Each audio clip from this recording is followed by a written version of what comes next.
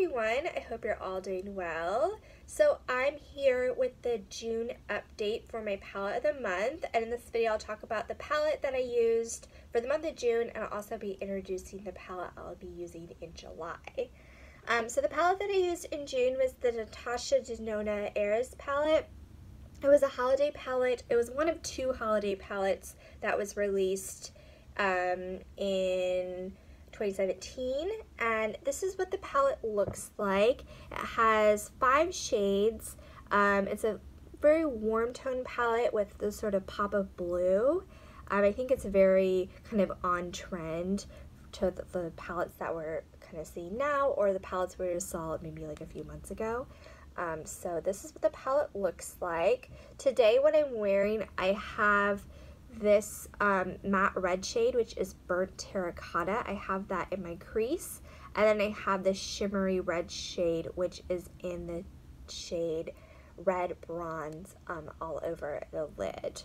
And I enjoyed all of these shades. Probably my favorite is this nude shade. It's just called Nude. It's this more champagne-y sort of shade. I tend to gravitate to more neutral shades, so that was probably my favorite shade from this palette. I also liked this more bronzy shade. This is in Peach Bronze. So I did looks with both of these, just kind of all over the lid. I also did a look with just the matte shade, this matte red shade all over the lid. And then finally there's this like pop of blue shade. This is in Ice Blue. This is the only shade that I didn't use all over the lid. I know that the pop of blue is like really popular right now. A lot of palettes have like that one blue shade, and I really think it like captures your eye. Like if I were to cover this up, this would look much more like any other sort of warm tone palette, but the blue really like makes the palette stand out. So I mean, while it's pretty to look at, it's just maybe this particular color of blue, it's not something I'd want to like wear all over the lid. So with this, I did use it like on the lower lash line. It's just a pop of color. So I did enjoy using this. I will say with this palette, this for me at least isn't very work appropriate. So I didn't use any of these shades for work. I reserved this palette more for the weekends. Even this more nude shade, it's very intense. It's very sort of glittery, so it's not something that I even this like more neutral shade, it's not something that I wore to work. So this made this a little different than my other palettes of the month. My other palettes have been larger and they had shades that I could use to work. So this is the palette that I've kind of used the least for palette of the month, but just sort of because of the shades.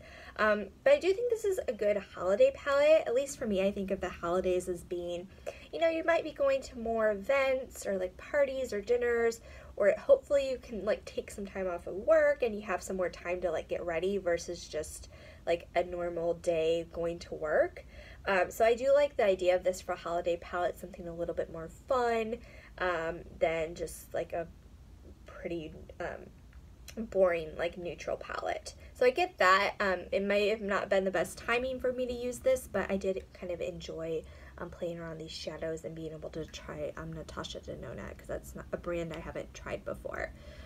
So along with this palette, because it was not a like safe for work sort of palette, I did use my Urban Decay Naked 2 Basics palette. I would say this is much more boring, safe for work palette, but I really have, over the course of doing this palette of the month, I've really grown to love this more and more. It's just great. It has my brow bone highlight, which is Skimp, the shade here, and then just a selection of different matte shades. I can do some really light looks. I can make it a little more dramatic. Mainly for this month, I think I just used Stark. Like all over the lid. I think sometimes I used Frisk as well. So I don't necessarily go and use all the shades in this, but it's something I am reaching for along with a lot of other palettes that I'm using.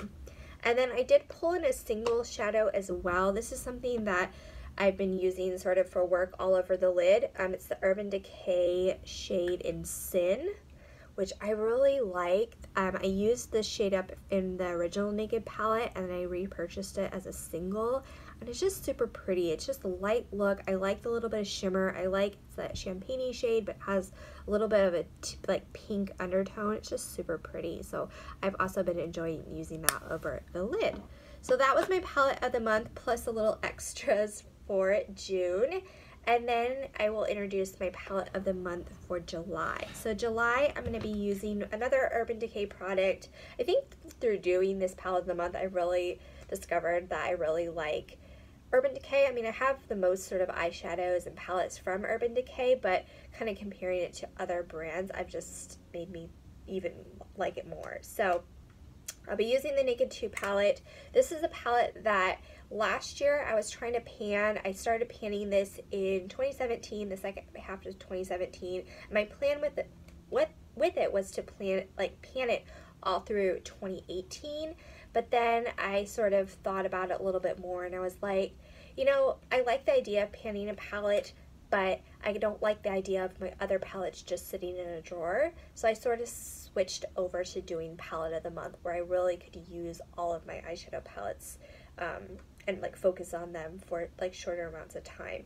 So could be going back to using this palette. I'm excited. The last 2 months I've used more colorful palettes, so this is definitely a more neutral palette, more closer to my like comfort zone, I should say. So this is what the palette looks like currently. I have 3 shades that I've hit pan on, which are Foxy, Suspect, and YDK. And these 3 specific shades are shades I want to use up in 2018. It's part of my products I want to use up for 2018. So I'll use this palette as palette of the month. For palette of the month, I try to use all the shades at least once. And then after the month is done, or I don't know at what point I'll start my next Project 10 pan, but these 3 shades will be part of my next Project 10 pan. So this is a palette you'll see my update at the end of July to talk about how this went, and then you'll be seeing this palette more as I include it in my next Project 10 pan. Something else to note with this palette, the shade here, it was originally the Booty Call shade, which I've used that shade up completely, and then it's currently the shade Smog from the Naked palette. So I depotted it from the Naked palette and moved it over to this palette. I've used up, I think, 5 shades from my Naked palette. So my ideal plan is to consolidate the Naked and Naked 2 palettes together. Like, as I use up these shades that have pan on them, I want to depot shades from my Naked palette and move them over to this palette. So that's my ultimate plan with those 2 palettes. But for palette of the month, I will be just using Smog as if it was like supposed to be in this palette. I won't be excluding it from palette of the month. So yeah, this is my palette for July, and I'm planning for July to be my last month of palette of the month. This is really the last palette that I want to use. Really the only other palette that I have is my original Naked palette, but I think at this point that palette only has 6 shades in it, and they're all sort of darker shades, so I'm not going to do a palette of the month with that. And yeah, so I'm looking forward to using this palette, and yeah, definitely keep an eye out for my next palette of the month update. It will be the finale for this series, and I hope you guys enjoyed the video, and I'll talk to you guys soon. Bye!